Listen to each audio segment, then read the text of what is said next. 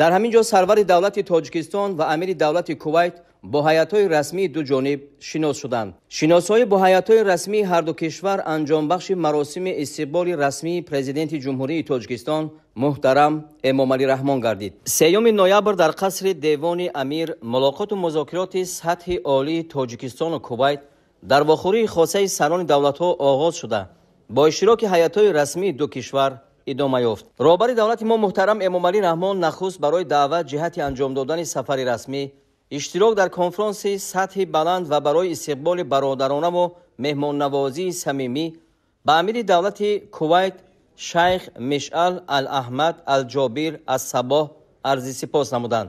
мо давлати кувайтро шарики боэътимоди худ дар минтақа ва ҷаҳон медонем ва омодаем ки барои таҳкими мебаъдаи муносибатҳо бо он тадбирҳои муштараки амалӣ андешем, изҳор доштанд президенти кишвар муҳтарам эмомалӣ раҳмон.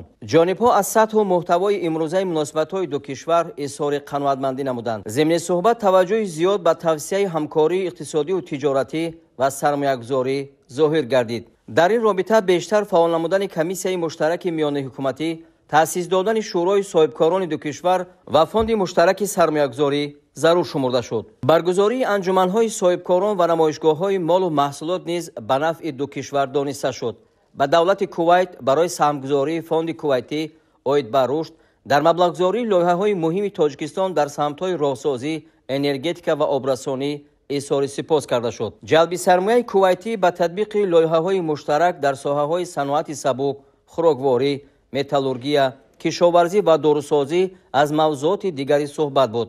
ҷонибҳо барои тавсияи ҳамкорӣ дар соҳаҳои мухталифи фарҳангиву башарӣ низ изҳори ҳавасмандӣ намуданд. густариши ҳамкорӣ дар соҳаҳои сайёҳиву илму маориф, тандурустӣ аз самтҳои ояндадори муносибатҳои ду кишвар унвон гардид. зимни баррасии масоили иҷтимоии амири давлати кувайт аз ҷумла изҳор доштанд ки аз сиясати босамари сарвари давлати тоҷикистон муҳтарам эмомалӣ раҳмон барои дастгирии бонувон ва баландбардоштани мақоми онҳо дар ҷомеа бохабаранд ва онҳо низ дар кувайт ҳамин сиясатро пеш гирифтанд ва аз миёни хонумон чандин нафарро ба вазифаҳои роҳбарӣ дар умури давлатӣ таъин намуданд. ба имзо расидани ёддошти тафоҳум миёни ҳукумати ҷумҳурии тоҷикистон ва ҳукумати давлати кувайт оид ба танзими қувваи корӣ дар бахши хусусӣ дар ҳошияи музокироти имрӯза барои ҷонибҳо судбахш номида шуд. зимни баррасии ҳамкорӣ дар доираи созмонҳои байналмилалӣ ва минтақавӣ ба давлати кувайт барои дастгирӣ аз иқдомоти ҷаҳонии тоҷикистон дар соҳаи обу иқлим арзи сипос карда шуд. изҳори умед карда шуд ки кишвари дӯст аз қабули қадномаи созмони милал аз рӯи пешниҳоди тоҷикистон оид ба 10-солаи сулҳ барои наслҳои оянда ҳам ҷонибдорӣ мекунад. бо назардошти хавфу таҳдидҳои замони муосир ба амну субот, масъалаҳои муқовимат ба терроризм ва ифротгароӣ мавриди таваҷҷӯҳи ҷиддӣ қарор дошт.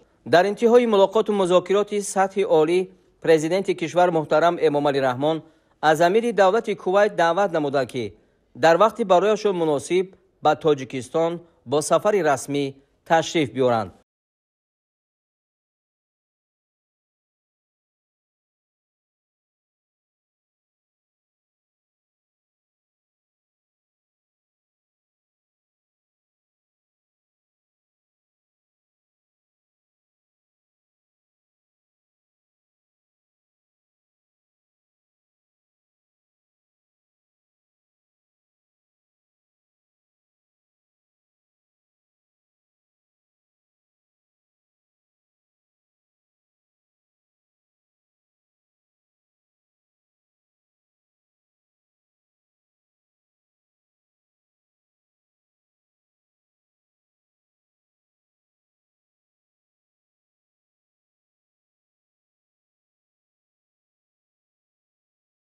ноябр дар шаҳри Ал-Кувайт президенти ҷумҳурии Тоҷикистон пешвои миллат муҳтарам Эмомалӣ Раҳмон бо валиаҳди давлати Кувайт шайх Сабоҳ ал-Холид ал-Ҳамад ал-Муборак аз Сабоҳ мулоқот намуданд. дар вохӯри маҷмӯи масоили муносибатҳои дуҷониба ва бисёрҷониба баррасӣ шуд. мо ба рушди бештари робитаҳои густурда бо кишвари дӯсту бародар Кувайт таваҷҷӯҳи пайваста зоҳир менамоем, изҳор доштанд президент кишвар муҳтарам эмомалӣ раҳмон таъкид гардид ки тоҷикистону кувайт дар татбиқи лоиҳаҳои муштараки сармоягузорӣ барои ҳарду ҷониб судбахш имкониятҳои зиёди ҳамкорӣ доранд. ҷалби сармояи кувайтӣ дар тоҷикистон барои бароҳ мондани содироти маҳсулоти кишоварзӣ ва оби нӯшокӣ ба кувайт ҳам ба манфиати кор дониста шуд. баргузории чорабиниҳои фарҳангӣ, конферансҳои илмӣ ва амалӣ, табодули донишҷӯён ва устодон, барқарор намудани тамосҳо миёни муассисаҳои илмӣ ва таҳсилотии ду кишвар изҳори ҳавасмандӣ карда шуд. сарвари давлати мо муҳтарам эмомалӣ раҳмон аз қарори ҳукумати кувайт доир ба ифтитоҳи сафорати ин кишвар дар тоҷикистон ки аз ҷониби валиаҳди давлат иброз гардид истиқбол намуданд. гуфтугӯи судманд ҳамчунин доир ба дигар масоили мавриди таваҷҷӯҳи дуҷониб сурат гирифт.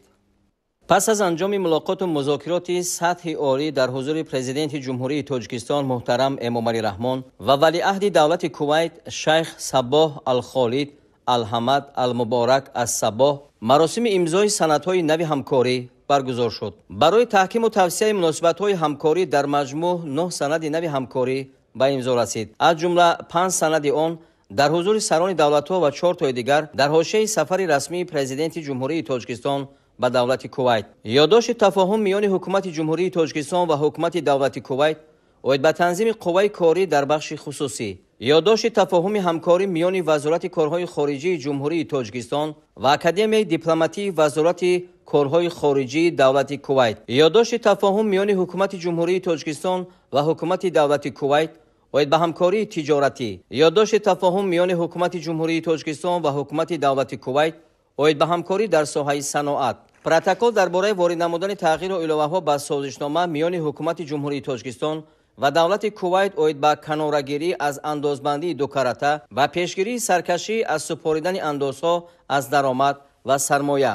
ёддошти тафоҳум миёни ҳукумати ҷумҳурии тоҷикистон ва ҳукумати давлати кувайт оид ба ҳамкорӣ дар соҳаи стандартизатсия. созишнома оид ба ҳамкорӣ миёни агентии миллии иттилоотии тоҷикистон ховар ва агентии иттилоотии давлати кувайт куна. ёддошти тафоҳум миёни ҳукумати ҷумҳурии тоҷикистон ва ҳукумати давлати кувайт дар соҳаи тарбияи ҷисмонӣ ва варзиш. барномаи иҷроияи созишнома миёни ҳукумати ҷумҳурии тоҷикистон ва ҳукумати давлати кувайт оид ба ҳамкорӣ дар соҳаи сайёҳӣ барои солҳои 2024-2026.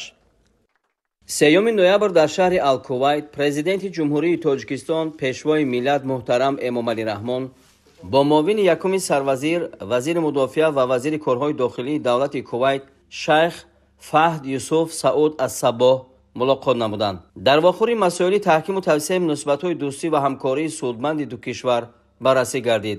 ҷонибҳо аз сатҳи муносиботи сиёсӣ изҳори қаноатмандӣ намуда, онро заминаи мусоид барои таҳким ва густариши ҳамкорӣ дар ҳама бахшҳои дигар маънӣ доданд.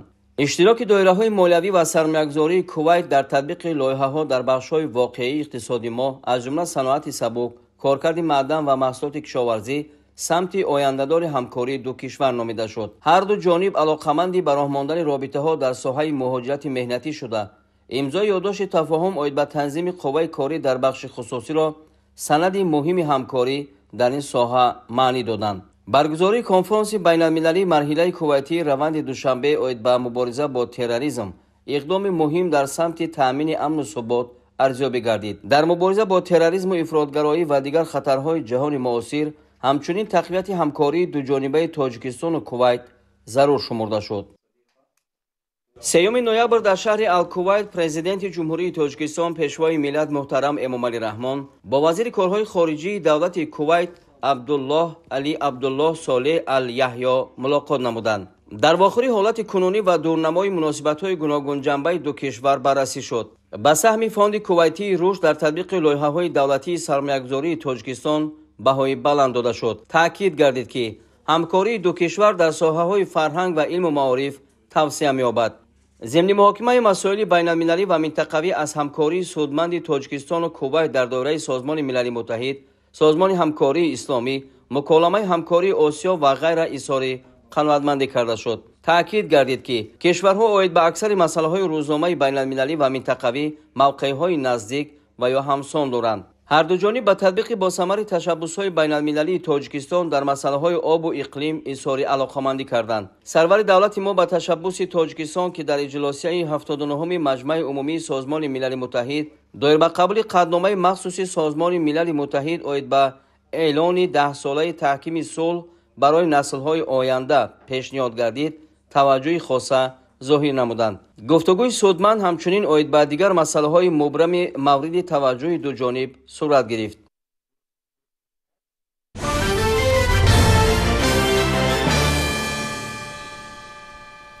имрӯзҳо дар қисмҳои низомии мамлакат бо талошҳои пайвастаи сарфармондаи олии қувваҳои мусаллаҳ пешвои миллат муҳтарам эмомалӣ раҳмон шароити хуб фароҳам оварда шуда артиши миллӣ аз ҷиҳати моддию техникӣ хеле пуриқтидор гардида ба нерӯи мудофиавӣ табдил ёфтааст.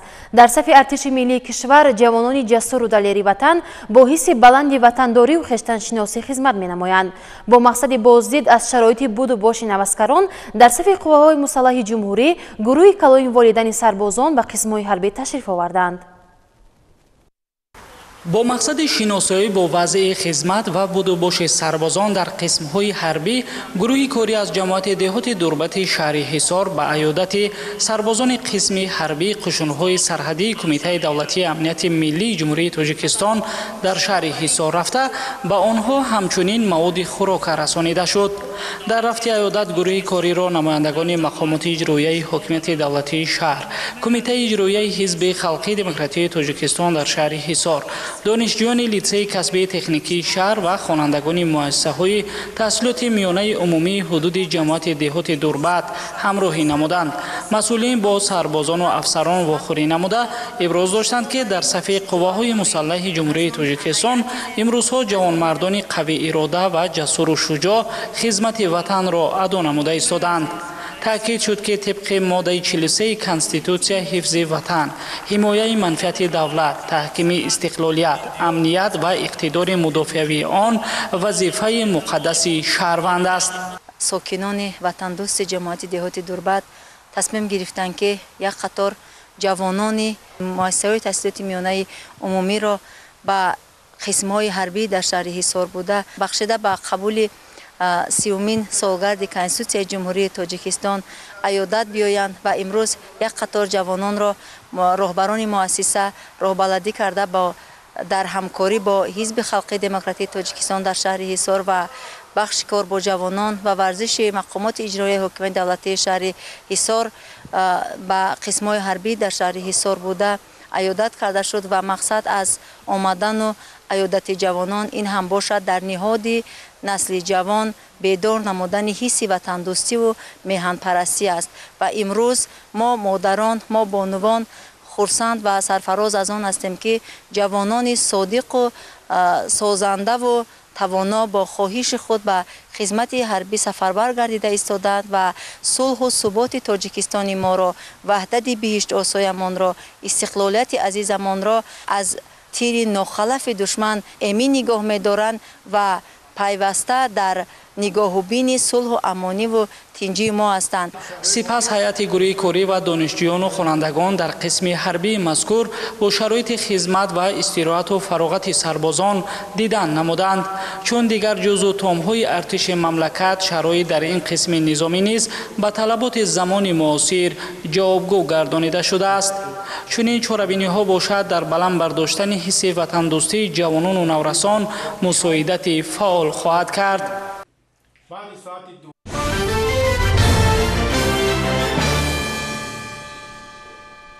қутозпарварӣ дар мамлакат яке аз соҳаҳои муҳими чорводорӣ ба ҳисоб рафта, ҳукумати ҷумҳурии Тоҷикистон ба рушди бемайлони он таваҷҷӯҳи хоса равона намуда, баҳри зиёд кардани саршумори ин намуди чорво барномаи махсуси давлатӣ қабул намудааст.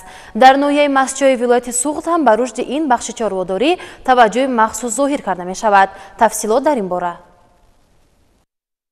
чорводорӣ аз самтҳои афзалиятнок ва сердаромади соҳаи кишоварзӣ ба шумор рафта, дар вилояти Суғд барои парвариши зотҳои гуногуни чорво тадбирҳои судманд амалӣ мешаванд. дар ноҳияи Кӯҳистони Масҷо бо назардошти мавҷуд будани имконоти зарурӣ дар ин минтақаи дурдасти кишвар парвариши қуттос ба роҳ монда шудааст. айни замон дар ноҳия 1080 сар қуттос мавҷуд буда, наслгирӣ аз он ба ҳисоби миёна 80%-ро ташкил медиҳад. ин намуди чорво пеш аз ҳама дар минтақаҳои баландкӯҳи кишвар парвариш карда мешавад. дар вилояти Суғд низ ҷиҳати парвариш ва зиёд намудани саршумори қуттос чораҳои амалӣ андешта шуда, саршумори он сол то сол зиёд мегардад. зеро ба гуфти масъулини соҳа парвариши ин навъи чорво камхарҷ асту сердаромад. дар маҷмӯъ соҳаи кишоварзиву чорводорӣ пеш аз ҳама қутузпарварӣ дар ноҳияи кӯҳистони Масчоҳ рушду инкишоф ёфта, чорводорон дар таъмини амнияти озуқавории мамлакат ки яке аз ҳадафҳои муҳими стратегияи ҳукумати ҷумҳурӣ ба шумор меравад, саҳми арзанда доранд. дар ноҳия дар ҳамин шаклҳои хоҷигудорӣ мувофиқи ҳисоботҳои оморӣ 1080 сар хотос мавҷуд мебошад. дар солҳои охир ростӣ рушди соҳаи қутузпарварӣ хубтар беҳтар ба роҳ монда шуда истодааст. ин як бахши қутузпарварӣ як бахше аст ки ин даромади зиёду хароҷоти кам дорад. асосан дар баландкӯҳиҳо зиндагӣ мекарда метавонад ин аз сатҳи бар зиёда аз 2000 метр хубтар зиндагӣ мекунад. қутуз ба ҳамин мувофиқ аст. мо ҳамин қутузро аз ноҳияи Морғоб ворид кардем соли 2009-2012. дар инҷи мутобиқ нақд шуданд. ҳозир пешравиш хуб аст. дастгирии оилаҳои ниёзманд пайваста дар маркази диққати давлату ҳукумати кишвар қарор дорад. бо мақсади таъмини иҷрои дастуру ҳидоятҳои пешвои миллат, президенти ҷумҳурии Тоҷикистон муҳтарам Эмомалӣ Раҳмон оилаҳои ниёзманди ноҳияи кӯҳистони Масчоҳ дастгирӣ ёфтанд. ин ҳам бошад ба 40 оилаи ниёзманд 40 тонна ангишт барои бемушкилот паси сар намудани фасли зимистон тақдим карда шуд. роҳбари вилоят Раҷаббой Аҳмадзода аз номи пешвои миллат муҳтарам Эмомалӣ Раҳмон ба оилаҳои ниёзманд ба миқдори 1 тоннагии ангишт супорида иброз дошт ки ҳукумати ҷумҳурии Тоҷикистон барои дастгирии қишри ниёзманди ҷомеа ҳамеша омода аст ва барои беҳтар гардидани шароити зисти онҳо пайваста ғамхорӣ менамояд. дар навбати худ сокинон бо изҳори хушнудӣ аз дарёфти кӯмак миннатдории самимии худро ба пешвои миллат муҳтарам Эмомалӣ Раҳмон баён доштанд.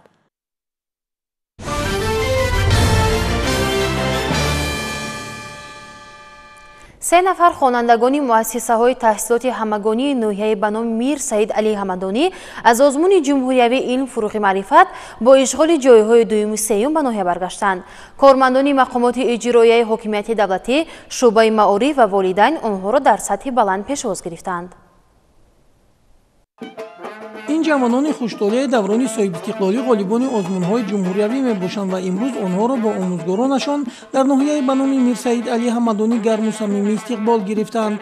محمد رافع سلیم سال اول است که در آزمون جمهوریوی علم فروغ معرفت اشتراک می‌نماید و در دور نهایی سزاوار جای دوم گردیده است.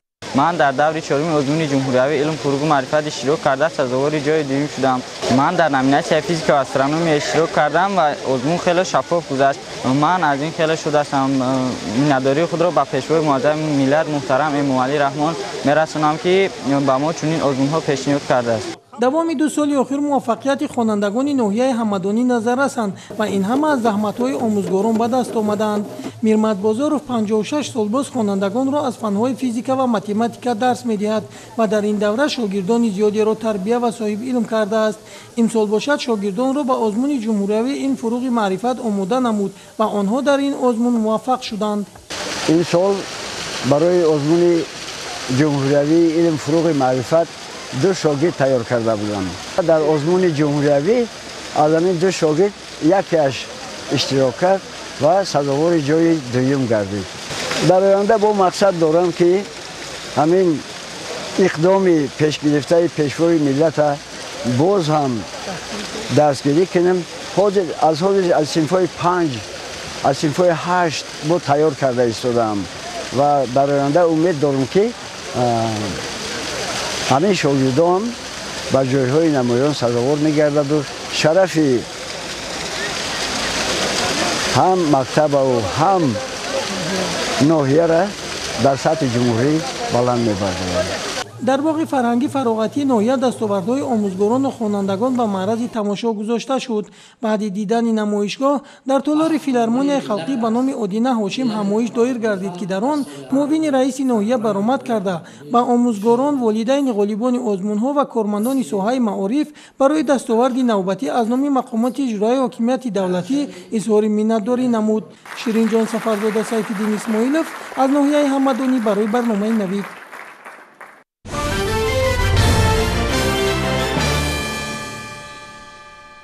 тамошобинони гиромӣ, буд хабарҳои соат ки мустақиман манзуратонам будем. То расидани хабарҳои дигар мо ро ҳамроҳ бошед.